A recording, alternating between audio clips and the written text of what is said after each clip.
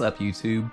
This is Noob here. I'm going to keep this video pretty short and sweet. In this video I'm going to be trying to get the fastest possible execution on each PLL case.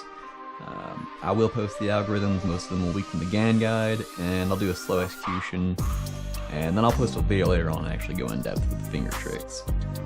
But yeah, let's get into it.